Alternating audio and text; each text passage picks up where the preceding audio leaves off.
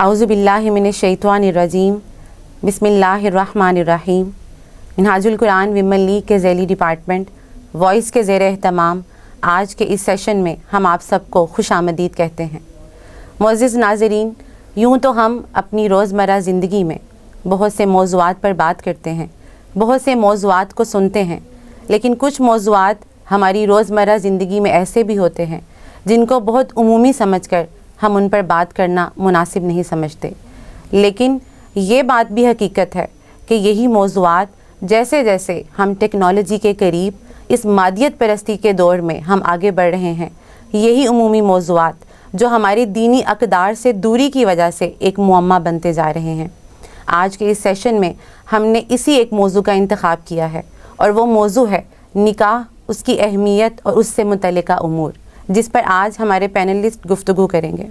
चूँकि नाज़रीन, हम एक ऐसे मुआशरे में ज़िंदगी गुजार रहे हैं जहाँ पर ख़ानदान की हैसियत एक रियासत की मानीत है, जिसे आप एक छोटी रियासत कह सकते हैं।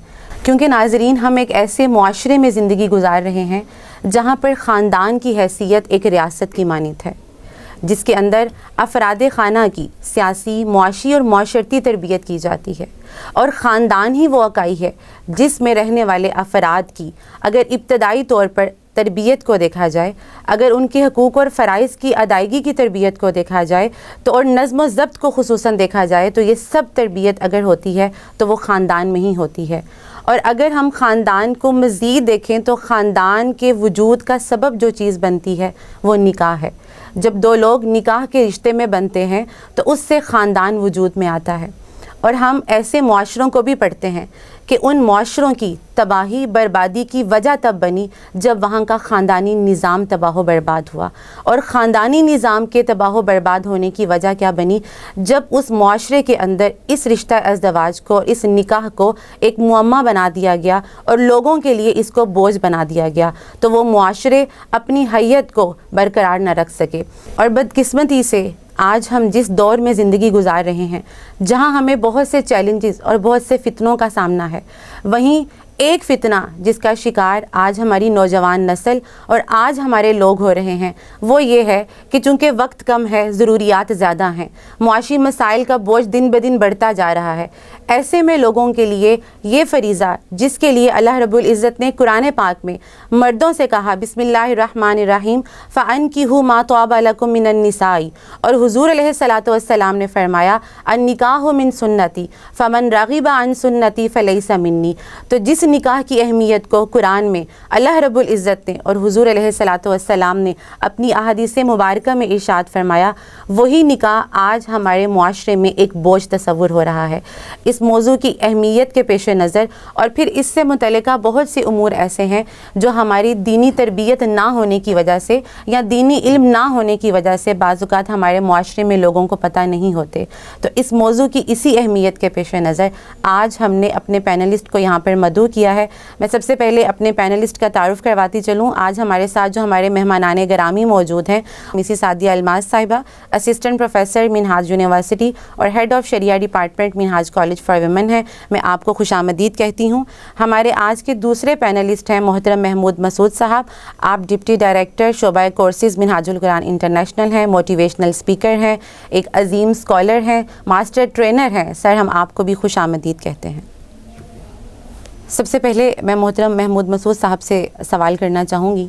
सर, जैसा कि मैंने आगाज़ में बताया कि ख़ानदान की अहमियत हमारे मुआशरे में कितनी ज़्यादा है और ख़ानदान को वजूद में लाने का सबब निकाह बनता है, लेकिन ये बात भी हम देखते हैं और बहुत सारे ऐसे मसाइल बाज़-औक़ात हम देखते हैं कि ये जो निकाह का एक एलिमेंट है हमारे मुआशरे में, ये बहुत ज़्यादा एक बोझ तस्वुर हो रहा है। तो आज के दौर के हवाले से निकाह की अहमियत और फिर थोड़ा सा इस पर भी ज़रूर रोशनी डालिएगा कि अल्लाह रब्बुल इज़्ज़त ने और हुज़ूर अलैहिस्सलातु वस्सलाम ने निकाह की अहमियत के पेश नज़र बहुत सारी आयात और अहादीस मुबारका हैं। और अगर हम देखें तो आइली कवानीन को बहुत ज़्यादा डिस्कस किया गया है कुरान पाक में भी और हदीस मुबारका में भी। तो मौजूदा दौर में इसकी अहमियत को भी वाज़ेह करें और थोड़ा सा अगर आप हमारे नाज़रीन को ये भी बताएं کہ یہ جو کون سے وہ عناصر ہیں جنہوں نے اس چیز کو بہت زیادہ مشکل کر دیا ہے. اب ہمارے اسپیشلی ہمارے جو ینگسٹرز ہیں وہ اس مادیت پرستی کے دور میں اور بہت زیادہ جہاں پر ایتھیزم کا رجحان بڑھ رہا ہے, تو ظاہر ہے جہاں پر لادینیت ہے تو پھر اس نکاح کی اہمیت کو بھی جو ہے اس سے بھی انکار ہے. تو سر اس پر ضرور آپ روشنی ڈالیے گا, اس حوالے سے آپ کیا کہتے ہیں؟ بسم اللہ الرحمن الرحیم. محترمہ ام حبیبہ باجی, آپ کا بہت شکریہ. آپ نے ایک بہت خوبصورت اس موضوع کا انتخاب کیا ہے, اور میں وائس کا بھی شکریہ ادا کرتا ہوں کہ انہوں نے بہت خوبصورت موضوع کا انتخاب کیا ہے. یہ موضوع آج ہمارے معاشرے کی اشد ضرورت ہے. جیسا کہ آپ نے اپنے انٹرو میں بتایا کہ آج کے دور میں اور آج کے معاشرے میں یہ معاشرہ نکاح گریز بنتا جا رہا ہے. نکاح سے نوجوان نسل دور ہوتی جا رہی ہے, اور وہ جو ایک لیگل سٹیٹس تھا اور ایک لیگل ریلیشن تھا, اس لیگل ریلیشن سے گریز کیا جا رہا ہے. پتہ نہیں ہماری نوجوان نسل کے ذہن میں کیا بات ڈالی جا رہی ہے کہ نہیں, انسان کو آزاد ہونا چاہیے, وہ آزاد پیدا ہوا ہے تو آزادی ہونی چاہیے, ماں باپ سے بھی دور, رشتہ داروں سے بھی دور, گھر سے بھی دور, خاندان سے بھی دور. تو ایک بڑا یہ ڈائلما ہے, ایک بہت بڑا المیہ ہے ہمارے معاشرے کا. ہم نے اپنی نوجوان نسل کو, جو کہ اسلامی معاشرے میں رہتے ہیں ہم, تو اس کی طرف لے کے آنا ہے. سب سے پہلے میں جس آیت مبارکہ کا سہارا لوں گا اور اپنی گفتگو کا جہاں سے آغاز کروں گا, اللہ رب العزت نے ایک بڑی پیاری اور خوبصورت بات کی. آپ نے خاندان کی بات کی, میں اس سے بھی پیچھے گھر کی بات کرنا چاہتا ہوں. اللہ رب العزت نے قرآن مجید میں ارشاد فرمایا, واللہ جعل لکم من بیوتکم سکنا, کہ اللہ پاک نے تمہارے گھروں میں سکون رکھا ہے اور سکون بنایا ہے. تو انسان آج کا جتنا بھی ترقی کر جائے, جتنا بھی آسمانوں پر چلا جائے, بلندیوں پہ چلا جائے, اور اگر وہ اپنے گھر کا نہیں ہے اور اس کا گھر سے تعلق نہیں ہے, فرمایا گھر میں سکون ہے, اور گھر سکون کی جگہ ہے, پلیس آف ریسٹنس ہے. تو اگر آپ اپنے گھر میں ہیں اور گھر کے ساتھ آپ کا تعلق ہے, آپ نے, اور میں آپ کو عجیب بات بتاتا ہوں, اللہ پاک نے یہ لفظ بیت کا یا بیوت کا یہ 37 مرتبہ اللہ رب العزت نے قرآن مجید میں استعمال فرمایا ہے. اور 37 کا مطلب یہ ہے کہ وہ بار بار فرما رہا ہے کہ یہ جو گھر ہے, دیکھیے اس نے کعبۃ اللہ کو بھی گھر کہا ہے. یعنی ایک انسان کو تصور دینے کی کوشش کی ہے کہ بندے, اے انسان, تو جہاں بھی چلا جائے تیرا اصل جو سکون کی جگہ ہے وہ گھر ہے, جہاں پہ تیرا والد ہے, جہاں تیری والدہ ہے, جہاں تیری بیوی ہے, جہاں تیرے رشتہ دار ہیں, جہاں تیرے تعلق والے ہیں, تو ان کے ساتھ. دیکھیے انسان ایک معاشرتی حیوان ہے بیسیکلی, اور وہ مل کے رہنا پسند کرتا ہے, اور مل کے رہنے میں اس کی عزت بھی ہے, اس کا فائدہ بھی ہے, نقصانات نہیں ہے اس کے لیے. تو انسان کو چاہیے, آج کے نوجوان کو چاہیے کہ وہ اپنا بھی گھر بسانے کی کوشش کرے, والدین کو چاہیے کہ اپنے بچوں کا گھر بسانے کی کوشش کریں. اور یہ جو اس کے لیے ایک بنیادی اکائی ہے جس کو ہم نکاح کہتے ہیں, نکاح بیسیکلی ایک سوشل کانٹریکٹ بھی ہے, ایک ریلیجیس کانٹریکٹ بھی ہے, ایک سول کانٹریکٹ بھی ہے, جس کے ذریعے آپ ایک جائز تعلق قائم رکھ سکتے ہیں صنف مخالف سے. ایک جائز تعلق جس کے ذریعے اللہ رب العزت نے بہت سارے انسان کی نسل کو آگے پھیلانے کا بھی ذریعہ رکھا ہے جس میں.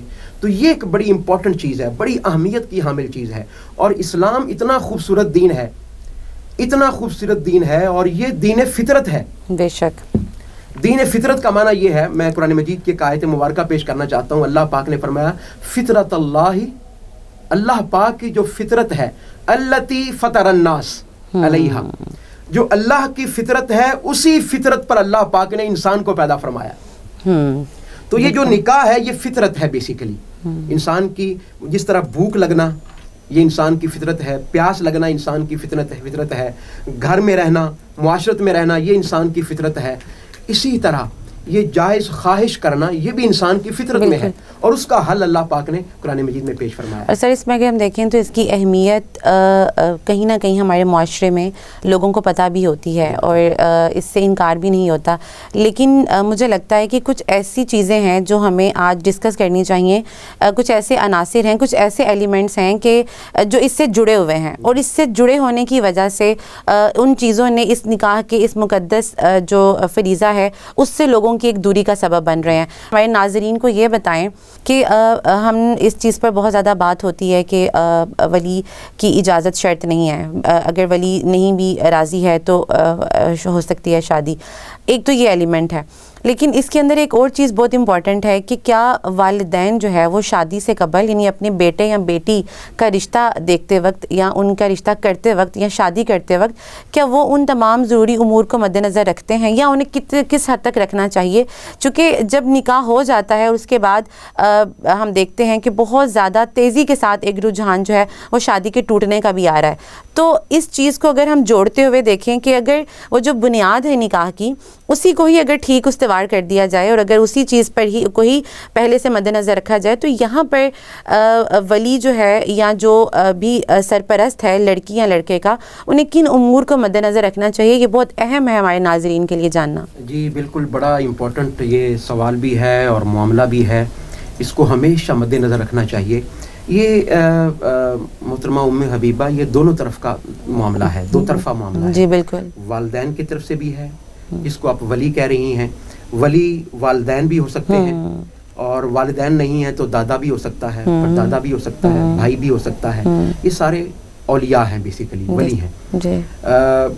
ان کی جو رضا ہے سب سے پہلے تو یہ بڑی کاؤنٹ کرتی ہے. بالکل, بعض لوگ یہ کہہ سکتے ہیں کہ جی نہیں کاؤنٹ نہیں کرتی, اصل میں تو رضا لڑکے اور لڑکی کی ہونی چاہیے. میں یہ کہتا ہوں کہ خاندان ٹوٹے ہی اسی وجہ سے ہیں جس کی ہم بات کر رہے ہیں آج. ہم گھر کی بات کر رہے ہیں, ہم خاندان کی بات کر رہے ہیں, تو وہ ٹوٹے ہی اس وجہ سے ہیں کہ ہم نے بڑوں سے رائے لینا بند کر دی ہے. بالکل, اور بڑی اہم بات ہے. میں تو یہاں پر یہ بات بتانے میں ہرگز گریز نہیں کروں گا کہ دونوں طرح کے موقف ملتے ہیں. ہم ان لوگوں کے موقف کو کیوں نظر انداز کر دیتے ہیں کہ جس میں وہ حدیثیں بھی موجود ہیں کہ لا نکاح الا بولی.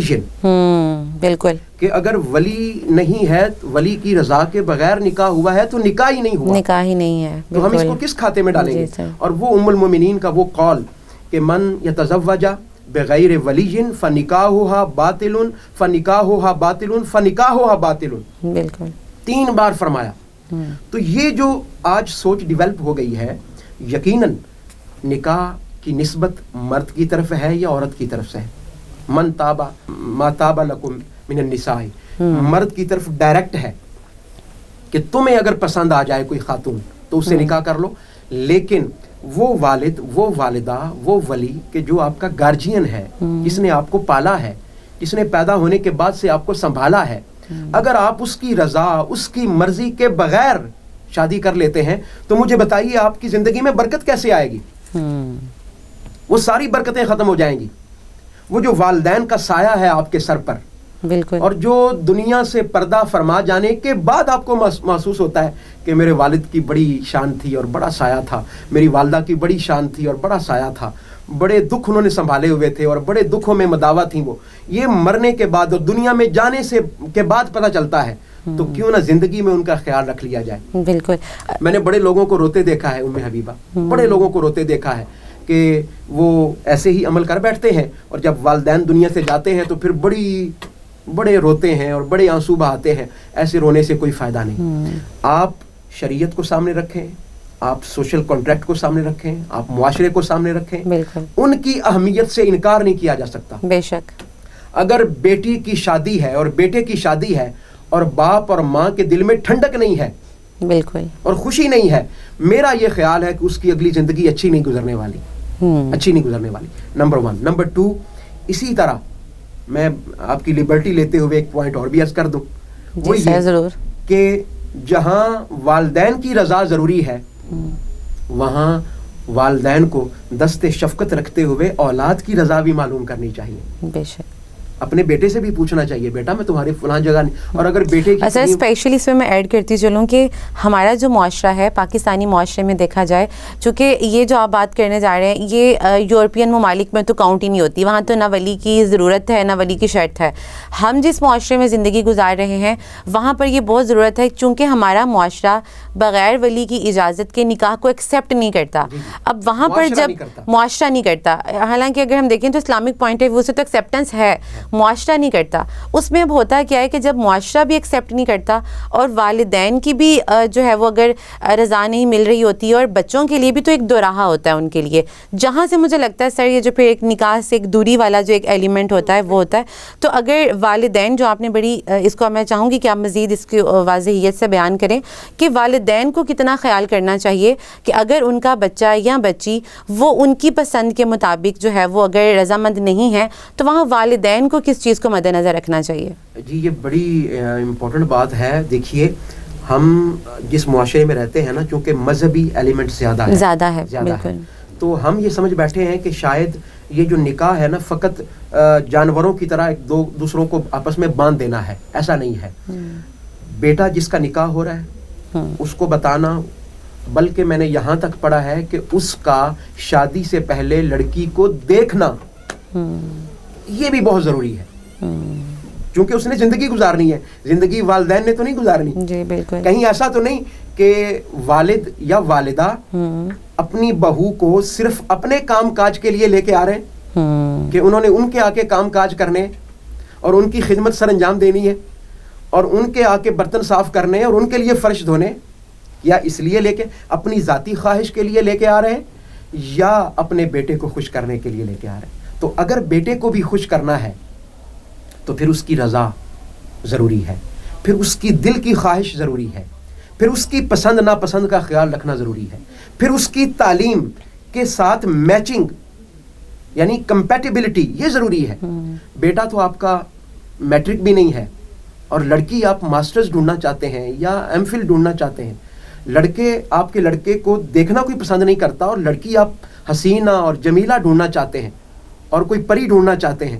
اس میں ایک پوائنٹ محترمہ ام حبیبہ, ایک پوائنٹ اور بھی ہے جو بڑا امپورٹنٹ ہے جس کو اگنور کیا جاتا ہے. ہم ساری ذمہ داری لڑکے کے سر پہ ڈال دیتے ہیں اور بیچاری لڑکی جو ہے وہ دیکھتی رہ جاتی ہے. کیا وہ اینٹی نہیں ہے؟ کیا وہ برابر کی سوشل کانٹریکٹر نہیں ہے؟ جس کانٹریکٹ پہ وہ سائن کر رہی ہے وہ ریلیجیس کانٹریکٹ ہے یا سوشل ہے یا سیول ہے, جو بھی ہے, کیا وہ برابر کی سائن نہیں کر رہی؟ تو اگر کر رہی ہے تو اس کو بھی اتنا ہی اختیار ہونا چاہیے کسی کو سلیکٹ کرنے کا یا ریجیکٹ کرنے کا, اتنا ہی اختیار ہونا والدین کی رضامندی کے ساتھ. اگر والدین اس کا رشتہ طے کر رہے ہیں تو والدین کے لیے ضروری ہے کہ اس سے پوچھ ہی لیں کہ بیٹا دیکھیے آج کی بیٹی وہ کوئی عام بیٹی نہیں ہے. She is learned woman, she is a business women, she is engineer, she is doctor. تو اس طرح کی بچیاں, خواتین کہ جو پڑھی لکھی ہیں, آپ دنیا کے زندگی کے سارے معاملات میں ان سے مشورہ لیتے ہیں, تو شادی کے مسئلے پر کیوں نہیں لیتے؟ تو پوچھنے میں کوئی حرج نہیں ہے. پوچھیں, اس کی رضا حاصل کریں اور اس کی پسند ناپسند کا بھی خیال رکھیں. تو یہ دو طرفہ معاملہ ہے. میں نے جیسے شروع میں کہا والدین کو بھی خیال رکھنا پڑے گا اور اولاد, چونکہ اس میں سر ایک چیز اور بھی بہت زیادہ ہے معاشرتی پوائنٹ آف ویو سے کہ اگر پسند کا معاملہ لڑکی کی طرف ہو تو اس کے لیے اظہار والدین کے ساتھ بھی کرنا وہ ہمارے معاشرے میں اتنا کوئی برا نہیں سمجھا جاتا. لیکن بچی کا اگر دیکھا جائے لڑکی ہے تو اس کے لیے وہ ایک سمجھ لیں وبال جان چیز بنا دی جاتی ہے, لہٰذا وہ بعض اوقات اظہار کر بھی نہیں سکتی والدین کے ساتھ. تو والدین کا ایک بہت دوستانہ تعلق یہاں پر اپنے بچوں کے ساتھ ہونا دونوں کے لحاظ سے, چاہے لڑکی ہو یا لڑکا ہو, بلکہ لڑکی کے لحاظ سے زیادہ ہونا چاہیے. اس میں ایک بڑی امپورٹنٹ بات, کوئی پوچھے کہ دلیل کیا ہے اس کی, تو ام المومنین حضرت خدیجہ الکبریٰ رضی اللہ تعالیٰ عنہا, دیکھیے آپ ایک اس دور میں بزنس ویمن تھیں. بالکل. اور انہوں نے اپنا رشتہ آقا علیہ الصلوۃ والسلام کی بارگاہ میں بھیجا, خود بھیجا کسی کے ہاتھ. تو کہنے کا مقصد یہ ہے کہ یہ ایک بڑی امپورٹنٹ چیز ہے, اس کو ہمیں ضرور لینا چاہیے. سر بلکہ آپ نے جو پوائنٹ ایڈ کیا ہے سیدہ خدیجہ الکبریٰ رضی اللہ تعالیٰ عنہا کا, تو آپ کی اس مثال سے میرے ذہن میں یہ ایک چیز آئی کہ ہمارے ہاں یہ جو آج اس کا مطلب ہے یہ تصور کیا جاتا ہے کہ اگر ایک خاتون بہت زیادہ اسٹرینتھن ہو چکی ہے, بہت زیادہ اسٹیبلش ہو چکی ہے, تو اس کے لیے مشکل ہوتا ہے جو ہے وہ آگے نکاح کے رشتے کو لے کر چلنا. تو اس سے یہ بات بھی نگیٹ ہوتی ہے کہ سیدہ خدیجہ الکبریٰ رضی اللہ تعالیٰ عنہا نے آپ نے اس دور میں نہ صرف بزنس ویمن تھی, اپنا بزنس رن کر رہی تھی کامیابی کے ساتھ, بلکہ آپ نے خود انیشیٹو لیتے ہوئے حضور صلی اللہ علیہ وسلم کی طرف جو ہے وہ رشتہ بھیجا. تو یہ بڑا ایک خوبصورت مثال جو ہے وہ آپ نے دی ہے. اور میں اس پورے کویسچن کو اگر اس کو سر ہم کنکلوڈ کریں تو اس کے اندر ایک چیز یہ بہت ضروری ہے کہ بہرحال ہمارے معاشرے کے اندر ایک جو توازن کی ضرورت ہے وہ ہونا چاہیے, چونکہ اگر ہم ایک اسلامی معاشرے میں زندگی گزار رہے ہیں اور اگر یہ دن بدن ہمارا معاشرہ جو ہے وہ خاندانی نظام اور اس سسٹم سے دور ہوتا جائے گا تو ہم رومن امپائر کی طرح ایک کولیپس کی طرف چلے جائیں گے, اور پھر ہم لوگوں کو ڈھونڈتے پھریں گے جیسے کہ دیگر مغربی معاشرے جو ہے وہ اس چیز کا شکار ہیں. تو سر اس سے نیکسٹ جو چیز ہے, اور میں چاہوں گی کہ میں اپنے پینلسٹ سے وہ کویسچن کروں, یہ ایک ایلیمنٹ تھا جس کو ہم نے ڈسکس کیا, ولی کی اہمیت کو ہم نے دیکھا, ولی کے کردار کو دیکھا, اور ہم نے بہت سارے اس کے ذیل میں جو ہے وہ چیزوں کو دیکھا. لیکن ایک جو بڑی امپورٹنٹ چیز اور ہے وہ یہ ہے کہ ہمارے ہاں لوگ نہ تو دین کی تربیت پر خود فوکس کرتے ہیں اور نہ ہی اپنے بچوں کو بہت زیادہ فوکس کرواتے ہیں, جس کا الٹیمیٹلی نتیجہ کیا ہوتا ہے کہ بہت سارے نکاح کے اور آئلی قوانین جو شریعت نے رکھے ہیں وہ ہمارے لوگوں کو پتہ ہی نہیں ہوتے, چاہے وہ لڑکیاں ہوں یا لڑکے ہوں. لیکن یہاں میں اگر ویٹو کروں تو شاید لڑکیوں میں یہ جو کم علمی ہے یہ زیادہ ہوتی ہے, اور لڑکیوں کے والدین میں کہ وہ کون سے حقوق ہیں جو لڑکی کے لیے رکھے ہیں شریعت نے. یہاں تک کہ اگر ہم بات کریں نکاح نامے کی, تو نکاح نامہ جو ہے وہ صرف ایک دستخط نہیں ہے. نکاح نامے پہ صرف دو لوگوں نے یا ان کے گواہان نے دستخط نہیں کرنے ہیں, صرف ان کی تاریخ پیدائش نہیں لکھی جانی ہے, بلکہ نکاح نامے کے اندر ہی جو ایک لیگل ڈاکومنٹ ہے جب نکاح کا رشتہ جو ہے وہ قائم کیا جا رہا ہوتا ہے, اس میں بہت ساری ایسی چیزیں ہیں جو لڑکی کے لیے حقوق رکھے گئے ہیں. لیکن چونکہ والدین کے اندر اتنا علم نہیں ہوتا, اور نہ ہی ہمارے ہاں پری میرج کوئی ایسے سیشنز ہوتے ہیں کاؤنسلنگ کے, اور جو کہ ہونے چاہیے لڑکی کے لیے بھی اور لڑکے کے لیے بھی, کہ آپ نکاح کرنے جا رہے ہیں, یہ چیزیں اللہ تعالیٰ نے حضور صلی اللہ علیہ وسلم نے شریعت نے آپ کے لیے رکھی ہیں, یہ لڑکے کے لیے ہیں. تو اس میں اگر ہم دیکھتے ہیں سر, تو میں چاہوں گی کہ نکاح نامے کو اگر ہم دیکھیں تو جو پہلے 13 پوائنٹس ہیں وہ تو عمومی معلومات سے متعلق ہیں, لیکن اگر ہم اس سے نیکسٹ پوائنٹ پر جائیں جو کہ پوائنٹ نمبر 14 اور 15 اور 16 ہے, وہ مہر سے متعلق ہے. تو میں مسز سعدیہ الماس آپ کی طرف آؤں گی کہ جو پوائنٹ نمبر 13, 14 اور 15 اور 16 ہے, یہ چاروں پوائنٹ جو ہیں یہ مہر سے متعلق ہیں. تو مہر کی امپورٹنس اور مہر معجل غیر معجل, چونکہ ہمارے ہاں ایک ہی ٹرم یوز کی جا رہی ہوتی ہے کہ شرعی حق مہر ادا کر دیا گیا ہے. اب وہ شرعی حق مہر تصور کیا جاتا ہے, ہم اکثر اپنی فیملیز میں بھی دیکھتے ہیں کہ شرعی حق مہر کیا ہے جو حضور صلی اللہ علیہ وسلم نے مقرر کیا. تو اب یہ جو ہمارے ہاں مہر کے حوالے سے مختلف جو ہے وہ نظریات پائے جاتے ہیں, تو میں چاہوں گی کہ آپ ضرور بتائیں کہ مہر معجل اور غیر معجل, اس کو تو ہمارے ناظرین کو واضح کر دیں. سب سے پہلے تو میں یہ بات واضح کرنا چاہ رہی ہوں کہ مہر جو مقرر کیا جاتا ہے یہ بیسیکلی عورت کی عزت و توقیر کے لیے مقرر کیا جاتا ہے. ٹھیک ہے, یہ عورت کا حق ہے, عورت کا حق ہے, اور یہ وہ عورت کا حق ہے جو عورت نے خود نہیں رکھا. یہ اللہ رب العزت کے حکم پر عورت کو یہ حق دیا گیا ہے. تو یہ ہمارے معاشرے میں ایک چیز جو ہے وہ اب ڈیولپ ہونا شروع ہو گئی ہے کہ جی مہر اگر زیادہ لکھ دیا جائے تو لوگ کہتے ہیں کہ جی بیٹی بیچنے کی بات ہو رہی ہے. تو یہ ایک چیز یہاں بالکل واضح طور پر ہمیں سمجھ لینی چاہیے, چونکہ یہ عورت کے حق میں آ رہی ہوتی ہے نا بات, تو اس کو بعض اوقات لڑکے والی فیملی کی طرف سے بہت زیادہ اکنالج نہیں کیا جا رہا ہوتا اگر وہ شرعی حق مہر سے زیادہ مہر کو جو ہے وہ رکھوا دیں. اب میں شرعی حق مہر کی بھی یہاں وضاحت انشاءاللہ کرتی ہوں کہ پہلے تو یہ بات واضح ہم اپنے ذہن میں کر لیں کہ یہ اللہ کا دیا ہوا حق ہے, اور یہ عورت کی عزت و توقیر کے لیے مقرر کیا جاتا ہے. اس نے آ کر آپ کی نسل کو پروان چڑھانا ہوتا ہے, اس کی عزت افزائی کے لیے اللہ نے یہ مہر جو ہے وہ مقرر کیا ہے. پھر مہر کو بھی شریعت نے بڑا آسان رکھا, جس کو ہم نے مشکل کر دیا. ورنہ نکاح نامے کی جیسے آپ نے بات کی ہے تو اس کے میں دو جو مین شق ہیں مہر سے متعلق, کہ ایک مہر تم فوراً ادا کر دو, وہ تحفتاً ہے, وہ سلامی کے طور پر آپ عورت کو فوری ادا کر دو, جسے معجل کہتے ہیں, اجلت سے کہ فوری دے دیں, فوری دے دیا جائے. جو مہر معجل ہے یعنی جو تاخیر سے ادا کرنے کی اجازت ہے, تو اس کے مقرر کرنے میں عموماً لوگ جو ہیں وہ ہچکچاہٹ کا شکار ہوتے ہیں, افراط و تفرید کا شکار ہو جاتے ہیں. کبھی وہ بہت زیادہ مقرر کر دیا جاتا ہے کہ وہ مرد کی استطاعت میں نہیں آتا, اور کبھی اس کو بالکل ہی کراس کر دیا جاتا ہے کہ اس کی ضرورت ہی نہیں. بلکہ ہمارے معاشرے میں تو کچھ ایسی شادیاں بھی ہوتی ہیں جو نکاح کے وقت ڈسپیوٹ کریٹ ہو جاتا ہے کہ یہ مہر کرنا ہے یا نہیں کرنا ہے. بالکل.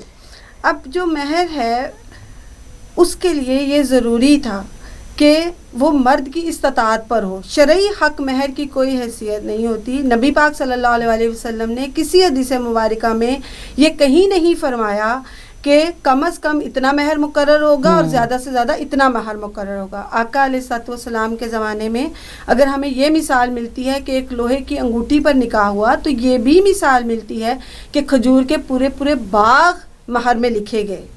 تو مہر بیسیکلی یعنی وہ مرد کی استطاعت کے ساتھ اٹیچ کر دیا گیا ہے. اور خود شرعی حق مہر پتہ نہیں کیسے کریٹ ہو گیا ہے, کیونکہ نبی پاک صلی اللہ علیہ وسلم نے اپنی ازواج مطہرات کے لیے 400 درہم تک کا مہر مقرر کیا. درہم اس وقت کا چاندی کا سکہ تھا.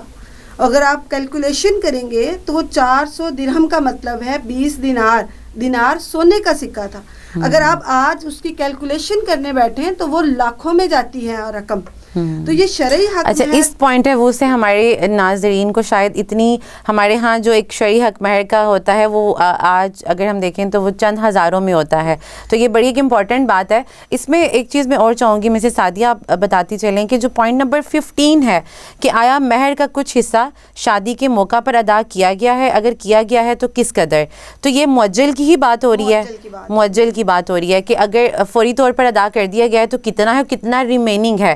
یہ کتنی اہم بات ہے کہ نکاح نامے میں ہی اس کو درج کروا دیا جائے, اور یہاں پر باقاعدہ جو ہے وہ ایک آرٹیکل موجود ہے پورا کہ کتنا اسی وقت ادا کیا گیا ہے اور کتنا بعد میں ادا کیا جائے گا. اور اس سے جو نیکسٹ پوائنٹ ہے کہ آیا پورے مہر یا اس کے کسی حصے کے عوض کوئی جائیداد دی گئی ہے, اور اگر دی گئی ہے تو اس جائیداد کی صلاحت اور اس کی قیمت جو فریقین کے مابین طے پائی ہے, اس کو ضرور بتائیں کہ یہ معجل میں آ رہی ہے یا غیر معجل میں آ رہی ہے. چونکہ ہمارے ہاں یہ کانسیپٹ ہے کہ معجل وہ ہے جو فوری دیا گیا ہے اور غیر معجل وہ ہے جو طلاق کے وقت ان کیس آف طلاق دینا ہوگا. اس کانسیپٹ کو بھی کلیئر کر دیں. میں پہلے آپ کے آخری پوائنٹ کو ہی ڈسکس کرتی ہوں, یہ اگنور نہ ہو جائے کہ مہر معجل جو ہے اس کا تعلق طلاق سے نہیں ہے. وہ زندگی میں ہر صورت میں یہ ایگریمنٹ ہوتا ہے کہ آپ نے پے کرنا ہے, پے کرنا ہے, زندگی میں پے کر دیں بہتر. ہاں اگر طلاق تک نوبت چلی گئی ہے تو اس وقت تو ادا کرنا واجب ہو جائے گا, لازم ہو جائے گا. اور اگر زندگی میں پے نہیں کیا تو وراثت میں وہ بطور قرض شامل ہوگا, اور بطور قرض وہ مہر اس کو ادا کیا جائے گا. بیوی کا حصہ اس سے الگ ہے, اور یہ جو مہر معجل بقیہ تھا یہ وہاں اس کو ادا کیا جائے گا قرض کے زمرے کے اندر. پھر یہ جو شک ہے, یہ دیکھیں اتنی خوبصورت شک ہمارے نکاح نامے میں شامل کر دی گئی ہے جس کو ہم عموماً اگنور کر دیتے ہیں, کہ آپ شرائط کے ساتھ اس کو طے کر دیں. یہ بھی مرد کی حیثیت کو شو کر رہا ہے. اگر ایک مرد کی ماہانہ آمدنی لاکھوں میں ہے تو وہ اگر شرعی حق مہر جو ہمارا نام نہاد شرعی حق مہر 5000 طے ہو گیا ہے آج کل کے دور کے مطابق, تو وہ لاکھوں کمانے والا اگر 5000 حق مہر اپنی بیوی کو دے رہا ہے تو وہ کیا عزت اور توقیر دے رہا ہے اپنی بیوی کو. تو یہاں طے ہے کہ شرائط کے ساتھ ہی مہر معجل اور معجل کو طے کر دیا جائے. بالکل. اور میں اسی کوشچن کو آگے محمود مسعود صاحب کی طرف بڑھاؤں گی, اور میں چاہوں گی کہ آپ اس کو مختصراً مزید بیان کر دیں. سب سے پہلے تو میں یہ نکاح نامہ میرے سامنے موجود ہے, یہ سوشل کانٹریکٹ ہے یوں کہہ لیجئے.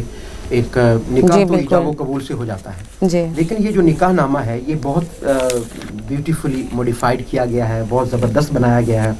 اس میں 25 پوائنٹس ہیں جیسا کہ آپ نے پہلے عرض کیا. تو یہ محترمہ ام حبیبہ صاحبہ یہ ویسے ہی ہے جیسے آپ باقی کانٹریکٹ سائن کرتے ہیں. جی, آپ شاپنگ کرنے جاتے ہیں تو وہاں پہ بھی بل آپ پے کرتے ہیں, اور اسی طرح آپ کو کاروباری کوئی میٹنگ کرتے ہیں اور اس کے بعد کوئی کانٹریکٹ سائن کرتے ہیں تو وہ بھی سیم لائک دس, وہ بھی یہ بھی ایک ایسے ہی ہے. اس میں کچھ شرائط ہیں, کچھ ڈیٹیلز ہیں, اور جو مہر کا آپ نے حصہ بتایا, میں یہ چاہتا ہوں کہ ہم میں سے ہر کوئی ایک بار زندگی میں اس کو ضرور پڑھیں. 15 سے 20 منٹ آپ کے لگیں گے, لیکن اس کو پڑھنا ضروری ہے. اس کے جو ضروری پوائنٹس ہیں وہ پڑھنا ضروری ہیں, اور اس میں جو ڈیٹیلز آپ دے رہے ہیں, میں یہاں پر چونکہ اس کام سے ہم تھوڑے سے وابستہ بھی ہیں, تو آپ کوشش کریں کہ اپنے جو نام جو اندراج کریں وہ بھی وہی کریں جو آپ کے آئی ڈی کارڈ میں لکھے ہیں. بعد میں پرابلم ہوتی ہے, بعد میں جب آپ اس کو رجسٹر کروانے جاتے ہیں تو پاسپورٹ سے میچ نہیں ہو رہا ہوتا, تو پھر آپ کو چینج کروانا پڑتا ہے. تو سگنیچرز کرتے وقت بھی خیال رکھیں کہ سگنیچرز آپ کے وہی ہوں جو کہ آپ نے اپنے آئی ڈی کارڈ پر کیے ہوئے ہیں, پاسپورٹ پہ کیے ہوئے ہیں. یہ چیزیں بڑی ضروری ہیں. پھر گواہوں کے جو گواہ آپ نے لکھے ہیں ان کے آئی ڈی کارڈز نمبر, آج کل چونکہ ہر چیز کمپیوٹرائزڈ ہو گئی ہے تو یہ چیزیں بیان کرنا بہت ضروری ہے. بلکہ سر اس کے اندر اگر ہم یہ بالکل سجیسٹ کریں گے اپنی وائس ڈپارٹمنٹ کو بھی اور ہمارے دیگر جو سماجی بہبود کی تنظیمیں ہیں, این جی اوز ہیں, کہ ہم بہت زیادہ کرتے ہیں آفٹر میرج یا جب ڈائیورس یا خلا کی طرف کاؤنسلنگ سیشنز کی بات کرتے ہیں تو پری میرج کاؤنسلنگ سیشن ضرور ہونے چاہیے. یہ بڑے ضروری ہیں کہ آپ کی کیا کیا چیزیں ہیں جو جاننا دونوں فریقین کے لیے بہت ضروری ہے. یہ دیکھیے یہ پیچھے والے جو کالمز ہیں جن پر ہم نے ابھی ڈسکس کرنا ہے, لوگ ان کے اوپر صرف کراس لگا دیتے ہیں. اچھا, یعنی کراس لگ جاتا ہے, بس ایک لائن لگ جاتی ہے, ان کو یعنی خاطر میں لایا ہی نہیں جاتا. کتنی اہم بات ہے کہ ہم صرف عمومی جو معلومات ہیں ان کو لکھ کر اور گواہان کے دستخط کے بعد باقی نکاح نامے پہ کراس لگ جاتا ہے. ایک شک واضح ہے. دیکھیے مہر کی بات ہوئی, ڈاور کی بات ہوئی, تو جیسا کہ آپ نے دیکھا کہ معجل بھی ہے اور غیر معجل بھی ہے, اور میم واو جیم لام کے ساتھ لکھا جاتا ہے معجل, وہ بھی ہے لفظ لکھا ہوا موجل جسے آپ کہہ لیں. تو یہ موجل اور غیر معجل ایک ہی چیز ہے. اور جو آپ نے بات کی ہے کہ ساری زندگی لٹکا کے رکھتے ہیں اور طلاق کے ساتھ اس کو نتھی کر دیتے ہیں, بریکٹ کر دیتے ہیں, نہیں ایسا نہیں ہے. یہ اندت طلب ہے. Whenever the women demands, جب کبھی خاتون ڈیمانڈ کرے اپنی زندگی میں کہ جی مجھے ضرورت ہے, مجھے وہ فلاں میرا مہر جو آپ نے مقرر کیا ہوا ہے وہ دیں, تو مرد کے لیے واجب ہے کہ وہ اس کو دے. اچھا, ہاں جی, اس کو طلاق کے ساتھ, ہاں یہ الگ سے شرط بیان ہو سکتی ہے. یہ دیکھیے آگے طلاق کے لیے کوئی شرط لگائی گئی ہے تو الگ سے ہے یہ شرط آگے بیان ہوگی کہ اگر طلاق دے گا تو پھر کتنے پیسے دے گا. یہاں جو بات ہو رہی ہے وہ طلاق کے ساتھ نہیں ہے, وہ ہر صورت ادا کرنا ہے. اور اگر اور طلاق والا ابھی آگے ہم چل کے ڈسکس کریں گے وہ علیحدہ ہے. یہاں پر جو نکاح کے وقت مقرر ہوا تھا وہ مرد پر لازم ہے کہ وہ عورت کو ادا کرے. اور ایک بات اور جو محترمہ سعدیہ نے بیان کی وہ میں چاہتا ہوں اس میں کنٹریبیوٹ کروں. ہمارے ہاں شرعی جو حق مہر کی بات ہوتی ہے, بیسیکلی یہ اتنے بڑے بڑے لمبے خرچے کر دیتے ہیں لوگ, لمبے خرچے کرتے ہیں. جی بالکل ایسے ہے. جب مہر دینے کی باری آتی ہے نا تو ایسی کنجوسی چہروں پہ چھاتی ہے انسان تصور نہیں کر سکتا. سر اس کی وجہ یہ بھی ہے کہ ہمارے ہاں لوگوں کو یہ لگ رہا ہوتا ہے کہ یہ عدم اعتماد کر رہے ہیں ہمارے پہ, یہ اتنا مہر اس لیے لکھوا رہے ہیں چونکہ جو بات آپ کر رہے ہیں شاید ہمارے ناظرین میں سے بہت ساروں کو یہ پہلی دفعہ پتہ چل رہی ہو کہ یہ طلاق کے ساتھ مشروط نہیں ہے. ہمارے ہاں لوگ یہ سمجھ رہے ہوتے ہیں نکاح کے وقت کہ چونکہ شاید انہیں یہ لگ رہا ہے کہ ہم کل کو بیٹی کو چھوڑ دیں گے یا اس کو ڈائیورس ہو جائے گی تو یہ ہمیں اتنا مہر لکھوا رہے ہیں. تو یہ جو بات آپ بیان کر رہے ہیں یہ بڑی اہم ہے اور اس کا جاننا بہت زیادہ ضروری ہے لوگوں کے لیے کہ یہ تو آپ کا حق ہے عورت کا, اور یہاں ہم اگر اس کا یہ حق بھی اس کو نہیں دیتے ہیں تو یہ تو جو شریعت نے اس کے لیے رکھا ہے کہ اس میں زیادتی ہے. یہ میڈم نے بات کی ہے نا کہ یہ عورت کی رسپیکٹ ہے, رسپیکٹ ہے. دیکھیے بہت سارے معاملات ہیں مرد جن میں کمپنسیٹ کر لیتا ہے اخراجات جو ہوتے ہیں, تو کیا خاتون کا حق نہیں ہے کہ اس کے جو ایکسپینسز ہوئے ہیں وہ بھی کمپنسیٹ ہو جائے. تو یہ ایک طرح سے اس کی کمپنسیشن ہے نمبر 1. دوسری اس کی رسپیکٹ ہے. جی بالکل. تیسرا یوں کہہ لیجئے کہ آپ نے اس کو منہ دکھائی دی ہے, جی جو آپ نے رسمیں ویسے شامل کی ہوئی ہیں بیچ میں اور جن کی کوئی اہمیت نہیں ہے, تو کیوں نہ آپ سارا پیسہ مہر پہ خرچ کریں تاکہ اس کو ایک عزت ملے, اس کا ایک مقام اور سٹیٹس لوگوں کو پتہ چلے. اور پھر دوسری بات یہ ہے جو بڑی امپورٹنٹ ہے جس کو بیان کرنا بڑا ضروری ہے آج کے معاشرے میں. جی بالکل. وہ یہ ہے کہ لوگ معاف کروا لیتے ہیں, پریشر ڈالتے ہیں کہ جی معاف کر دینا. ہاں میوچل انڈرسٹینڈنگ سے معاف کر سکتی ہے عورت, اس میں شریعت نے اجازت رکھی ہے کہ ہاں آپ کر سکتے, لیکن آپ اس کو دھونس دھاندلی سے اس کو معاف کروائیں. جی آپ پریشر ڈلوائیں اور پھر جو اس بیچاری کو جو سلامیاں ہوتی ہیں وہ بھی مرد کی جیب میں چلی جائیں. تو یہ ہم نے یہ ہمارے ساتھ سماجی اور یہ محمود صاحب ہمارے یہ سماجی اور اکیلے معاشرتی پیرامیٹرز بن گئے ہوئے ہیں کہ جو کچھ بھی عورت کے پاس شادی کے وقت میں آ رہا ہے وہ اس کے سسرال کو ہی جائے گا. تو یہ بڑی اہم بات کی تھی. حقیقت تو یہ اخلاقی انحطاط ہے نا. بالکل ان کے اخلاقی, بالکل صحیح فرمایا آپ نے کہ یہ اخلاقی انحطاط ہے. تو یہ مہر جو آپ نے پرومپٹ ہے جو فوراً ادا کر دینا ہے, وہ تو آپ نے 5,000 ادا کر دیں, 10,000 کر دیں, 20,000 کر دیں, 50,000 کر دیں, پرومپٹ فوراً دیں آپ موقع پہ. اور جو غیر موجل ہے یا موجل ہے یہ ڈیفرڈ ہے, یعنی you will have to pay it in any cost, whenever she demands you will have to pay it. یہ ایک بڑی یعنی امپورٹنٹ چیز ہے. اور اس کو موت کے ساتھ, جس طرح وہ ہماری جو پالیسی خریدنے والے لوگ ہوتے ہیں نا, وہ یہی بتاتے ہیں کہ جی جب آپ مریں گے تو آپ کو اتنے پیسے ملیں گے, جب آپ کا ایکسیڈنٹ ہوگا تو آپ کو اتنے پیسے ملیں گے. تو مجھے ایسے لگتا ہے جیسے آپ ناراض نہ ہو تو جو ہم نے نکاح نامہ اور جو مہر رکھا ہوا ہے نا, یہ بھی ایسے ہی ہے کہ مریں گے تو اتنا مل جائے گا, نہیں مریں گے تو اتنا ملے گا. تو بلکہ میں پے کریں. اور میں اس پورے جو ہم نے یہ کوشچن پورا ہمارا ڈیل ہوا اور جو پورا ہمارا کانسیپٹ ہم نے نکاح نامے کے تناظر میں بتایا ہے, تو میں ابھی آپ کی گفتگو سے, آپ دونوں کے پوائنٹ سے میرے ذہن میں ایک چیز آ رہی تھی کہ میں اپنے اس پروگرام کی وساطت سے یہ اپنی ان این جی اوز کو بھی کہنا چاہوں گی کہ جو خواتین کے حقوق کے لیے ہم اور بہت ساری بحثوں پر بات کر رہے ہوتے ہیں, یہ اصل میں اس کا رائٹ ہے جس پر بات ہونی چاہیے. شریعت نے اس کو رائٹ دیا ہے مہر کا. اگر آپ نے سیشنز کرنے ہیں یا اگر آپ نے آواز بلند کرنی ہے تو جو شریعت نے دیے ہوئے حقوق انہی پہ بات کی جائے. میں ایک پوائنٹ اور عرض کرنا چاہوں گا آپ کی, یوں کہہ لیجئے کہ آپ کے ناظرین کے لیے, جی سر, بڑی امپورٹنٹ بات. جی جی ضرور. سیدنا عمر فاروق کے زمانے میں آپ نے مہر کو کم کرنے کی شرط لگائی, کیونکہ لوگ بہت زیادہ مہر رکھنے لگے. جتنا کوئی امیر ہوتا تھا اتنا بڑی تعداد میں اور بڑی رقم جو ہے وہ مہر کے لیے رکھ دیتا تھا. تو سیدنا عمر فاروق نے ممبر رسول پر کھڑے ہو کر پابندی لگا دی. اچھا. فرمایا کوئی زیادہ مہر مقرر نہ کریں. جب آپ نے پابندی لگا دی تو ایک خاتون کھڑی ہو گئی, اس نے یہ جملہ کہا کہ یہ آیا قرآن و حدیث سے ہے, یعنی اللہ رب العزت کی طرف سے ہے, یا آپ نے کوئی اپنی طرف سے حکم نافذ فرما دیا ہے. تو سیدنا عمر فاروق نے فرمایا میں نے اپنی طرف سے حکم نافذ فرمایا.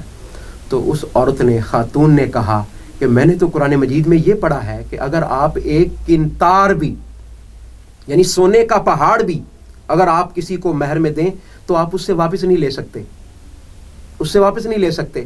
تو آپ نے یہ کیسے پابندی لگا دی ہے؟ تو قرآن تو زیادہ کی بات کرتا ہے, کم کی بات کرتا ہی نہیں ہے. تو سیدنا عمر فاروق کا وہ تاریخی جملہ آج بھی کتابوں میں درج ہے. آپ نے فرمایا آج ایک عورت, اس کی رائے صحیح ہو گئی اور ایک مرد خطا کھا گیا. میں اپنے جملے کو, اپنے علم کو, اپنے حکم کو واپس لیتا ہوں. تو اسلام تو محترمہ اتنا زیادہ وسیع پرسپیکٹیو کا دین ہے. اور یہاں پر جو آپ نے مثال دی ہے یہ تو خاتون کے حق پر کتنی اپلائی کی جا سکتی ہے. ایک خاتون نے کھڑے ہو کر اپنے رائٹ کے لیے جو ہے وہ, جس کی طرف میں نے اشارہ بھی کیا کہ اگر بات کی جائے تو ان رائٹس کی جائے جو شریعت نے دیے ہیں, نہ کہ ہم ان رائٹس کی بات کرنا شروع کر دیں کہ جو آج کل کے دور کے پیدا کردہ ہیں. اگر ہم اس سے نیکسٹ کی طرف جائیں, آپ نے بہت اچھے انداز سے, آپ دونوں مہمانان گرامی نے اس پورے مہر کے کانسیپٹ کو ہمارے ناظرین کے سامنے واضح کیا. اگلا جو ایک بڑا امپورٹنٹ ہے, اس کو جب خود میں نے بھی اس کو جب پڑھا ہمارے پاس جب اپنے سبجیکٹس میں, تو ہمارے نزدیک یہ چیز ہوتی ہے کہ یہ کنسیپٹ جو تفویض طلاق کا ہے, اس پر میں چاہوں گی کہ یہ بہت کم اس کی واضحیت ہمارے ہاں لوگوں کو ہے, اور جس کا آپ نے محمود مسعود صاحب اشارہ بھی کیا کہ تو ویسے ہی کاٹ دیے جاتے ہیں. یہ جو پوائنٹس ہم ڈسکس کرنے جا رہے ہیں یہ وہ ہیں جو ہمارے معاشرے میں کاٹ دیے جاتے ہیں, جن کو بتانا بھی ہے, جن پر بات کرنا بھی بہت زیادہ پسند نہیں کیا جاتا. جس میں جو ہمارے پاس 17 نمبر ہے, پوائنٹ ہے, اس کو میں چاہوں گی اگر محمود مسعود صاحب آوازیں کر دیں کہ یہاں پر پیچھے ساری شرائط کا ذکر ہو گیا ہے, لیکن یہاں لکھا ہوا ہے کہ اگر کوئی خاص شرائط ہیں تو یہ کون سی شرائط ہیں, چونکہ ان کے اندر مینشن نہیں ہے کہ یہ کون سی شرائط ہیں. جی میں اگر یہاں پر ایک اور چیز بھی بیان کر دوں اس سوال سے پہلے, 16 نمبر جو پوائنٹ ہے یہ بھی بڑا امپورٹنٹ ہے. آپ کوئی پراپرٹی لکھ رہے ہیں, اس میں آپ اس کے علاوہ کوئی زیور, طلائی زیور دے رہے ہیں, تو اس کی مالیت لکھنا بہت ضروری ہے. اور یہاں پر ایک اور بات بھی عرض کرنا چاہوں گا, اس کے ساتھ کوئی رجسٹری یا رسید لف کرنے کی ضرورت نہیں ہے. یہ جو ڈاکومنٹ ہے یہ آٹومیٹکلی ایک ایسی دستاویز ہے جو عدالت میں اگر پیش کی جائے گی تو اس پر آپ کو آپ کا حق ملے گا. اچھا, اس کے ساتھ کسی رسید کی ضرورت نہیں ہے. لیکن ایک احتیاط کر لیں, وہ یہ کہ آپ نے گولڈ لکھا ہے 5 تولہ 10 تولہ, تو اس کے ساتھ اس کی مالیت لکھ دیں, کیونکہ اس وقت مالیت اور ہوگی, اور ہو سکتا ہے کہ جو کرنسی ہے وہ ڈی ویلیو ہو جائے, اور ہو سکتا ہے اس کی ویلیو بڑھ جائے. تو جب کبھی اس کو پے بیک کرنے کی ضرورت ہو, لینے کی ضرورت ہو یا سیل کرنے کی ضرورت ہو, تو جس وقت میں وہ لکھا گیا ہے تب کی مالیت کاؤنٹ کی جائے, مل جائے آپ کو. مثلاً اگر 15 لاکھ ہے تو تقریباً 15 لاکھ, تقریباً 5 لاکھ, یہ مینشن کر دیا جائے. یہ بہت امپورٹنٹ بات ہے. یہ جو یہاں یہ سمجھ آ رہی ہے سر کی بات سے کہ جو اس وقت 5 تولے یا جتنا لکھا گیا ہے زیور, جتنے تولے بھی طلائی میں بھی, اس وقت جو اس کی اماؤنٹ بنتی ہے رقم کی صورت میں وہ مینشن کر دی جائے, کیونکہ ہو سکتا ہے آنے والے وقت میں جیسے آپ سونے کا ریٹ بہت زیادہ ہے تو اب اگر اتنا لیا جائے گا تو اماؤنٹ بہت زیادہ بڑھ جائے, لیکن اس وقت جب لکھا جا رہا تھا اس وقت جو اس چیز کی مالیت بن رہی ہے وہ بھی ان فگرز آج کے دور کے حساب سے بھی اب جو ہے وہ تو آج کے دور کے حساب سے لکھا جائے گا. میں ورڈز بتا دیتا ہوں کہ 3 تولہ طلائی زیور مالیت اس کی اتنی ہے, تو اگر ساتھ یہ جملہ لکھ دیا جائے کہ شوہر کی طرف سے دلہن کی ملکیت میں دیا گیا یا اس کو بطور تحفہ دیا گیا, ٹھیک, یعنی واضحیت سے لکھ دیا جائے. کریں, میں نے تو یہ بھی سنا ہے اور پڑھا ہے بلکہ دیکھا ہے کہ یہ جو زیورات ہوتے ہیں یہ نسل در نسل چلتے ہیں. یعنی ایک بیٹی کی شادی ہوئی تو اس کو دیا, پھر کہتے ہیں جی تم واپس کر دینا, اب اگلی بیٹی کی شادی پہ بھی ہم بھگتا لیں گے اس کو. تو یہ کتنی بڑی زیادتی ہے. بلکہ سر اس میں بلکہ محمود مسعود صاحب اس میں یہ ایڈ کروں گی کہ آپ نے بیٹی کی بات کی ہے تو ہمارے معاشرے میں تو بہو کو جو دیا جاتا ہے وہ آگے نسل در نسل چلتا ہے. بہو کو دیا, وہ لکھوا بھی لیا, اس سے واپس لے لیا, اور ہمارے ہاں خواتین جو ہیں وہ پھر اپنے خاندانی نظام کو بچانے کے لیے وہ چل رہی ہوتی ہیں تو وہ اپنی بیٹی کو دے دیا بہو سے لے کر, تو یہ ہمارے ہاں جو ہے وہ ڈیفینیٹلی چل رہے ہوتے ہیں.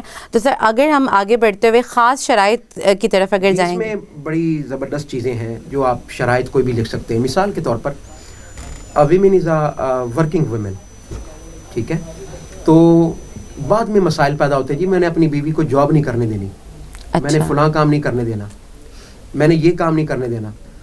تو یہاں پر لکھیں اس کو, یہ شرط پہلے سے طے ہو تاکہ بعد میں آپ جھگڑوں سے بچیں. خاتون لکھوائے کہ جی میں ورکنگ وومن ہوں, میں جاب کرتی ہوں, میں اسکول میں پڑھاتی ہوں, اچھا میں فلاں جگہ جاب کرتی ہوں. جیسا کہ میں موسٹلی فیل کرتا ہوں کہ ہماری خواتین کے ساتھ ہوتا ہے, وہ کسی آرگنائزیشن میں کام کر رہی ہوتی ہیں اور اللہ اور اس کے رسول کے لیے کام کر رہی ہوتی ہیں, لیکن جب شادی ہوتی ہے تو بیچاری کہیں کی نہیں رہتی, وہ کام ہی نہیں کر پاتی کیونکہ خاوند کی طرف سے پابندیاں ہو جاتی ہیں. تو کیوں نہ یہاں پر لکھوا لیا جائے کہ میں فلاں آرگنائزیشن میں کام کرتی ہوں, میں فلاں جگہ کام کرتی ہوں, میں فلاں جاب کرتی ہوں, تو بھائی مجھے اس پر کوئی پابندی نہیں ہونی چاہیے. تو یہ اتنی امپورٹنٹ شک ہے جو خواتین کے تحفظ کے لیے استعمال ہوتی ہے. اچھا, یہ بہت امپورٹنٹ بات آپ نے کہی کہ یہ جو پوائنٹ نمبر 17 ہے یہ بھی عورت کے حقوق سے متعلق آ رہا ہے. یعنی اگر عورت چاہے کوئی شرائط ایڈ کروانا تو وہ یہاں پر ایڈ کروا سکتی ہے. عورت کی سیلری کے مسئلہ ہے, جی اس کی سیلری آتی ہے تو وہ لکھ سکتی ہے کہ اس میں اتنا حصہ میں اپنے گھر والوں کو دوں گی, اتنا حصہ میں اپنے گھر پہ خاوند کے گھر پہ خرچ کروں گی. تو یہ ساری شرطیں. اچھا, اس میں محمود صاحب ایک چیز اور ضرور واضح کر دیں, وہ ویسے تو وہ چیزیں آگے نکاح نامے پہ آ رہی ہیں کہ نان و نفقہ اور مہر یہ ان شرائط میں نہیں آ رہا, یہ خاص شرائط ان سے ہٹ کر ہیں. جی جی, یہ شرائط ہٹ کر ہیں. نان و نفقہ کا بھی آگے الگ سے ذکر ہے. اچھا, اس پہ جب ہم آتے ہیں تو اس پہ بھی ڈسکس کریں گے. ہمارے لوگ اصل میں اس کو گڑمڑ کر دیتے ہیں, آپس میں مکس اپ کر دیتے ہیں تاکہ کسی کو, اور میں آپ کو عجیب بات بتاتا ہوں, نکاح پڑھانے والے کو نہیں پتا ہوتا کہ یہ شکیں کیا ہیں. جو نکاح پڑھا رہا ہوتا ہے وہ نہیں بتاتا. آج ہمارے معاشرے میں صرف نکاح پڑھانے والا وہ شخص ہوتا ہے جس بیچارے کو ہم 5 وقت کا نماز پڑھانے والا شخص امام ہوتا ہے, اس بیچارے کو ان لیگل ڈاکومنٹس کا پتہ نہیں ہوتا. وہ وہیں سے کسی بندے کو بلاتا ہے اور بلا کے کہتا ہے جی یہ لکھ دو, یہ فارم لکھ دو. اس کو پتہ نہیں ہوتا کہ سائن کہاں کروانے ہیں.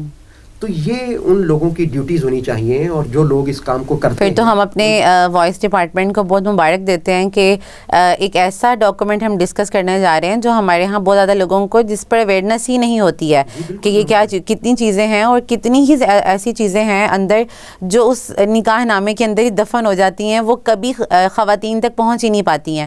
تو یہ جو آپ نے شرائط کا ذکر کیا ہے, اس میں اگر کوئی 1-2 کریں تو اس سے جو نیکسٹ ہے وہ پوائنٹ وہ بڑا امپورٹنٹ ہے کیونکہ وہ بھی عورت کے حق سے متعلق ہے. یہ اصل میں عورت کی پروٹیکشن سے متعلق ہے کہ وہ اپنے آپ کو کیسے پروٹیکٹ کر سکتی ہے. ہوتا یہ ہے ہمارے معاشرے میں, اور یہ شرعی حق ہے اس کا. 2 حق عورت کو دیے جا سکتے ہیں, ایک تو خلا کا حق ہے اور ایک تفویض طلاق کا حق ہے. خلا, عورت عدالت سے رابطہ کرے گی اور عدالت اس کو طلاق لے کے دے گی اگر مرد طلاق نہیں دے رہا. किसी भी सूरत और वजह की वजह से, यानी मिसाल के तौर पर निज़ा हो गया है, कोई लड़ाई हो गई है, कोई झगड़ा हो गया है। एक बात तो मैं यहाँ पर ये अर्ज़ करूँगा कि हर लड़ाई और झगड़े का हल तलाक नहीं होता। कोशिश करें कि मामलात उससे पहले हम इस पर कोशिश करेंगे कि इस पर और भी आप इंशाल्लाह इस पर हम एक सेशन ज़रूर करेंगे, क्योंकि ये भी एक हमारे माशरे का अलमिया बनता जा रहा है कि जिस रफ्तार से हमारे यहाँ शादियाँ लोग कर रहे हैं उससे दुगनी रफ्तार में हमारे खुला और तलाक के केसेस हमारे यहाँ पाकिस्तान में रिपोर्ट हो रहे हैं। यहाँ पर जो बड़ी इंपॉर्टेंट चीज़ आपने बताई है कि तफवीज़ तलाक, 2 हक औरत को इस्लाम ने दिए हैं। नंबर 1 खुला का, कि अगर मर्द उसको तलाक नहीं दे रहा तो वो अदालत चली जाए और अदालत उनके दरमियान अलहदगी करवा दे। इस सूरत में उसको महर मिलेगा सारा का सारा, जो भी उसके यहाँ वो तय हुआ था वो उसको मिलेगा। दूसरी सूरत ये है कि मर्द निकाह के वक्त औरत को तलाक का हक दे दे, जबकि ये हक अल्लाह रब्बुल इज़्ज़त ने मर्द को दिया है। औरत के पार्ट पर खुला आती है, लेकिन यहाँ जो निकाह नामे पर दर्ज किया गया है तो इसका मतलब ये है कि अगर मर्द अपने पास जो 3 तलाक का हक है उसमें से वो हक औरत को खुद तफवीज़ कर रहा है तो यहाँ मैं अब ये बड़ी इंपॉर्टेंट बात है जिसकी वजह से गलत फहमी पैदा होती है। अच्छा, लोग समझते हैं कि शायद ये गैर शरी जो है वो एक अमल है। वो ये है कि इसमें ये नहीं है कि औरत मर्द को तलाक देगी, ये नहीं है। अब अभी मैं अर्ज करूंगा तो आप सारे मसले हल हो जाएंगे। ये नहीं है कि औरत मर्द को तलाक देगी, औरत के पास मर्द को तलाक देने का कोई हक नहीं है। इसमें होता क्या है, होता ये है कि इसमें औरत खुद अपने आप को तलाक देगी मर्द के उस तफवीज़ तलाक के बिहाफ पर, जो उसने उसको निकाह नामे में दे दिया। तल्लिकी नफ्सक, यानी अपने आप को तुम तलाक दे लो, तो औरत अपने आप को तलाक दे लेगी। तो ये भी एक राइट है उसके पास, जिससे बहुत सारे मसाइल हल भी हो सकते हैं और बहुत सारे मसाइल ख़राब भी हो सकते हैं। इस्लाम ने जो मर्द को हक दिया है उसकी वजह यह है कि मर्द के अंदर पेशेंस है, उसके अंदर थोड़ा सा सब्र है, वो मामलात को देखता है। अच्छा, अगर महमूद मसूद साहब इसको थोड़ा सा ये आप डिफ़ाइन कर दें, फिर मैं सादिया अलमाज साहबा की तरफ बढ़ती हूँ कि ये जो आर्टिकल निकाह नामे में ऐड किया गया है इसकी ज़रूरत क्या है, क्यों महसूस हुई, जबकि औरत के पास खुला का हक मौजूद है। तो क्या ये ख़ातून की भी इम्पोर्टेंस को थोड़ा करने के लिए कि वो जो मर्द का हक है उसमें से भी तुम्हें दिया जा रहा है, तो ये चीज़ें थोड़ी सारी बता दें, चूँकि हमारे यहाँ इन चीज़ों के ऊपर कभी बात ही नहीं होती है कि ये औरत के कितने राइट्स हैं जो इस्लाम ने औरत को जो है वो इतनी इज्जत के साथ दिए हुए हैं, तो इसको ज़रूर वाज़े कर दें। बराबर के राइट्स हैं, बराबर के राइट्स हैं। जैसे इसमें से एक 3 तलाकों का अगर मर्द के पास हक है तो एक औरत को दिया जाए, आपको अलग कर सकती है। इसमें जो बड़ी इंपॉर्टेंट बात है वो ये है कि जब औरत को खुला का हक दिया गया है ना, तो खुला के लिए तो उसको अदालत से रुजू करना पड़ेगा। अच्छा, वो अदालत में जाएगी, वहाँ धक्के खाएगी, वहाँ जाके भी वो हो सकता है मर्द पसो पेश करे, सालों गुजर जाए। लेकिन अगर औरत फील करती है कि नहीं मुझे फ़ौरन चाहिए और उसके लिए कोई अच्छी अपॉर्चुनिटी और है, यानी मर्द उसको मुँह ही नहीं लगा रहा कई सालों से और उससे बात ही नहीं कर रहा, उसको लेके नहीं जा रहा और उसको अभी भी अदालत में लटका रहा है, तो फिर अगर ये शिक लिखी हुई है और उसने तफवीज़ कर दी हुई है तो औरत के पास ये राइट है कि वो अपने आप को तलाक दे ले मर्द के बिहाफ पर। और साफ ज़ाहिर है मर्द अब दोबारा रुजू नहीं करेगा तो एक तलाक ही काफ़ी होगी उसकी अलहदगी के लिए, और उसके बाद फिर आगे जो इद्दत और फिर उसके अगर इसी क्वेश्चन को जी बिल्कुल आप भी इस हवाले से कुछ कहना चाहूँगी कि तफवीज़ तलाक और खुला दोनों अलग अलग चीज़ें हैं।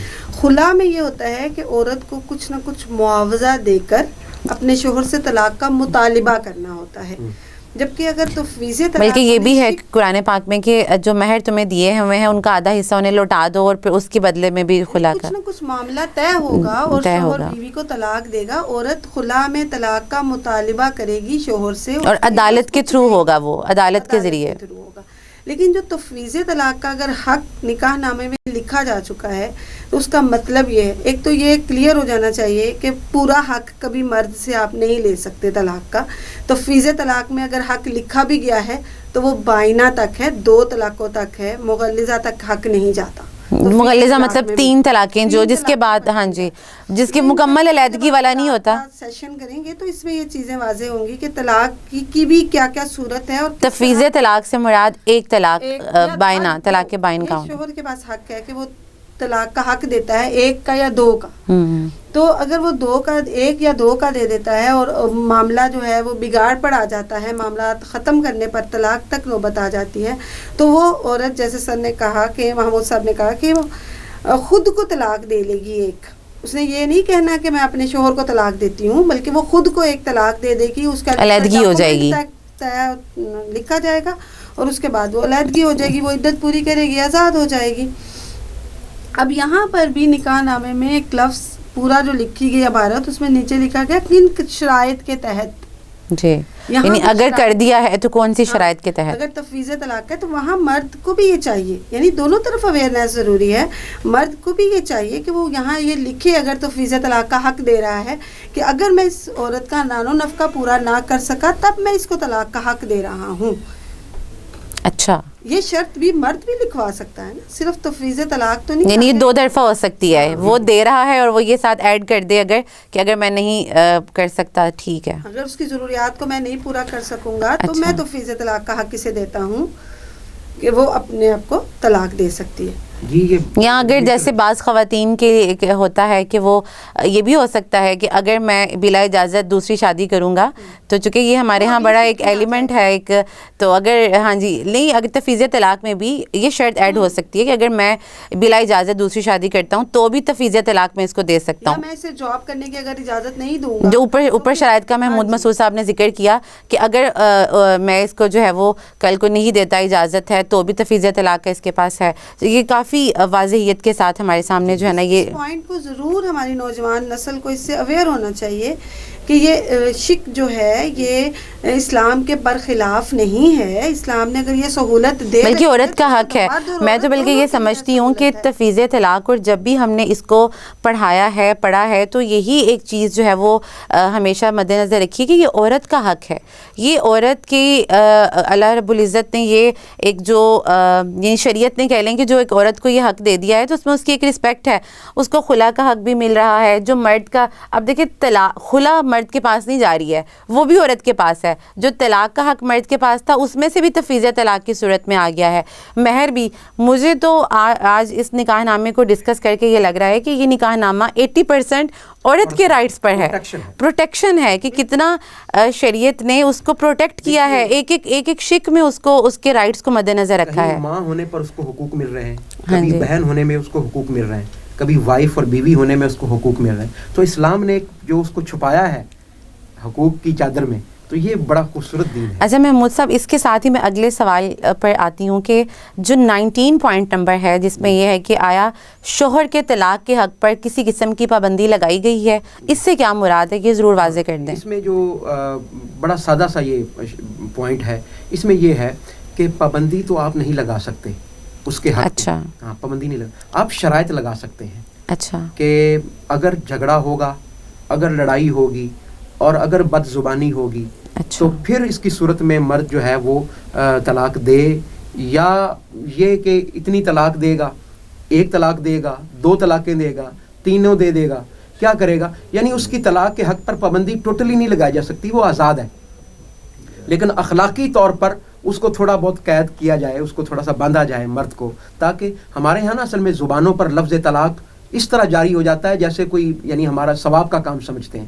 تو اس حوالے سے تھوڑی سی بات ہے کہ اس کو تھوڑا سا پابند کیا جائے، کوئی شرائط ایسی لگا دی جائیں، اس کے بدلے میں کوئی پیسہ رکھ دیا جائے. جو ہم نے پیچھے مہر کے ضمن میں بھی بات کی ہے کہ اگر کہیں گے اگر وہ طلاق دے گا تو اس کو 10 لاکھ عورت کو دینا ہوگا، تو وہ یہاں مینشن ہو سکتا ہے. آپ زیادہ رکھ دیں، 50 لاکھ رکھ دیں، ٹھیک ہے، تو ساری زندگی ڈرتا رہے گا کہ طلاق نہیں دے گا. ہاں جی، اس کے پھر اپنے اسپیکٹ سے علیحدہ ہوتے ہیں. بالکل محمود مسعود صاحب، یہ بڑی واضحیت سے آپ نے بتا دیا. میں مسز سعدیہ الماس آپ کی طرف آؤں گی کہ جو ہمارا پوائنٹ نمبر 20 ہے، اس کو اگر آپ مختصر سے وقت میں بتا دیں کہ شادی کے موقع پر مہر، نان و نفقہ وغیرہ سے متعلق کوئی دستاویز تیار کی گئی ہے. یعنی باقاعدہ دستاویز سے کیا مراد ہے کہ یعنی مہر اور نان و نفقہ باقاعدہ ریٹن فارم میں جو ہے وہ کر دیا جائے، اور پھر اسی سے آگے لکھا ہوا ہے اگر کی گئی ہے تو اس کے مختصر اس کے مندرجات بیان کر دیے جائیں. یعنی مہر اور نان و نفقہ تو لازم تھا نا، نان و نفقہ تو فرض ہے اس کے اوپر، مہر مقرر ہونا عزت و توقیر کی وجہ سے. لیکن اس کے علاوہ اگر آپ کوئی تحفہ، تحائف یا کوئی جائیداد کا کچھ ماہانہ نان و نفقہ بھی ہو سکتا ہے، تو وہ آپ یہاں پر اندراج کر دیں اس کا. اور اگر وہ مرد کی استطاعت پر آتا ہے تو وہ اس کو ضرور یہاں اس کا اندراج ہونا چاہیے. ویسے ہمارے ہاں ایک یہ چیز ضرور ہے کہ ماہانہ نان و نفقہ عورت کا، اس پر بہت زیادہ جو ہے نا وہ توجہ کی ضرورت ہے مردوں کو. یہ بہت زیادہ ہمارے ہاں اتنا نہیں کیا جاتا. وہ بچوں کی نگہداشت کر رہی ہے، گھر کا خرچہ دے دیا، تو اس کا اپنا نان و نفقہ، یہاں نان و نفقہ کو واضح کر دیں کہ اس سے مراد اس عورت کا اپنا خرچ ہے، سارے گھر کا خرچ نہیں ہے. نان و نفقہ ایک وہ ہے جو فرض ہے، جو اس کے ہر طور پر اس کی ذمہ داری ہے کہ وہ عورت کا لباس، اس کی خوراک اور اس کا رہائش کا انتظام اپنی استطاعت کے مطابق کرے گا. یہاں نکاح نامے میں نان و نفقہ کی ایڈیشن کا مطلب ہی یہ تھا کہ منتھلی ایڈیشنلی اس کو کچھ ایسی اس کی ضرورت، مہر کے علاوہ اس کو کچھ ایڈیشنلی وہ دے تاکہ وہ اپنی خواہشات جو ہے اس کو بھی بآسانی. بالکل ٹھیک ہے. اس میں ایک دو جملے میں ایڈ کرنا چاہوں گا کہ یہ بیسیکلی پاکٹ منی ہے. اگر میں اس کو مزید واضح کروں جی بالکل، تو پاکٹ منی ہے، یعنی خاتون گھر کا نظام و نسق چلا رہی ہے اور سارا کچھ ہو رہا ہے، مرد خرچہ دے رہا ہے، لیکن اس کے اپنے بھی تو کچھ اخراجات ہیں. ہاں جی، اپنی ذاتی بھی اس کے کچھ ایکسپینسز ہیں، خرچے ہیں. تو اس کے لیے اگر 5,000 10,000 20,000 اگر کوئی مقرر کر دیا جائے تو یہ اس کی ویل بینگ کے لیے اچھا ہے. تو یہ لکھا جا سکتا ہے اور یہ بڑی اچھی چیز ہے، اور اس کو بھی عورت کی پروٹیکشن کے لیے بالکل بہت زبردست ہو گیا. اگر اس کو لاسٹ پر ہمارا ایک بہت اس نکاح نامے میں مجھے بڑا ایک امپورٹنٹ آرٹیکل لگ رہا ہے، اور یہ میں محمود مسعود صاحب آپ کی طرف آؤں گی، چونکہ یہاں پر اب چونکہ جو بات ہو رہی ہے وہ مرد کے پوائنٹ آف ویو سے ہونے جا رہی ہے. ہمارے ہاں ایک چیز بہت زیادہ جس معاشرے میں ہم ہیں، اور یقیناً یہ معاشرتی ضروریات میں ہی آتا ہوگا، کہ اگر جو مرد ہے وہ جب شادی کر رہا ہے تو اس کی اگر پہلے سے بھی بیوی موجود ہے، اس کی اجازت کتنی شرط ہے. چونکہ یہاں آرٹیکل جو ہمارا 21 ہے وہ یہ کہہ رہا ہے کہ اگر اس کی پہلے سے بیوی موجود ہے تو کیا اس نے دوسری شادی کے لیے اب مسلم خاندانی قوانین کے آرڈیننس 1961 کے تحت چیئرمین ثالثی کونسل سے اجازت نامہ حاصل کیا ہے. اب جو آپ نے بات کی کہ کراس ہو جاتا ہے، ہمارے ہاں یا تو چلیں پوشیدہ ہو، پتہ نہ ہو، لیکن اگر کوئی مرد جو ہے وہ دوسری شادی کرنے جا رہا ہے تو اس آرٹیکل کو کلیئر ہونا کتنا ضروری ہے، اس کو ضرور واضح کر دیں. اور اسی کے ساتھ ہی جو دوسری چیز ہے وہ یہ ہے کہ نمبر اور تاریخ مراسلات جس کے ذریعے ثالثی کونسل نے دلہا کو دوسری شادی کرنے کی اجازت دی ہے. اور اسی سے ہی ریلیونٹ تیسرا پوائنٹ ہے کہ اگر اس کی پہلی شادی سے بچے ہیں تو کیا وہ اس میں نکاح نامے میں مینشن کر رہا ہے، چونکہ یہاں ایک دھوکے کا ایلیمنٹ ہوتا ہے. آپ اگر لڑکی کو جس سے آپ کی شادی ہونے جا رہی ہے ان سب چیزوں پر کلیئر نہیں کرتے ہیں تو اس کا مطلب ہے کہ آپ ایک بنیاد دھوکے پر رکھ رہے ہیں. تو یہ جو چیزیں ہیں یہ کتنی ضروری ہیں، یہ لاسٹ پہ میں چاہوں گی کہ آپ اس کو واضح کر دیں. کر دیتا ہوں. جیسا کہ آپ نے فرمایا اور پڑھا بھی کہ 1961 میں یہ جب ڈاکومنٹ تیار ہوا تو اس وقت یہ پابندی لگائی گئی تھی کہ وہ پہلی بیوی سے اجازت لے. 2015 میں حکومت کی طرف سے یہ اب اجازت ہے کہ مرد بغیر اجازت کے دوسری شادی کر سکتا ہے. لیکن یہ جو اگلے پوائنٹس ہیں یہ بڑے امپورٹنٹ ہیں. دھوکے میں رکھنا کسی کو نہ بتانا. میں یہ کہتا ہوں کہ اگلی جو بیوی ہے جس سے آپ شادی کر رہے ہیں اس کو ہی دھوکے میں رکھا جاتا ہے. اس کو نہیں بتا رہے آپ کہ میری پیچھے شادی ہوئی ہے، میرے بچے ہیں، میرے یہ معاملات ہیں، گھر کتنے ہیں، جائیداد کیسی ہے، کہاں رکھیں گے نئی بیوی کو. یہ ساری چیزیں ڈسکس کرنا ضروری ہیں اور مینشن کرنا بہت ضروری ہے. اچھا، اگرچہ ان قوانین میں کچھ چینجز آ گئی ہیں، اب 2015 میں کچھ چینجز آ گئی ہیں تو لیکن پھر بھی یہ چیزیں یہاں مینشن کر دیں. یعنی ان کو بلینک نہ چھوڑا جائے، یا یہاں پہ کراس نہ لگایا جائے، لائن نہ لگائی جائے. یہاں پہ ایک چیز جو بیان کی گئی ہے یہ مفاد عامہ کی چیزیں ہیں.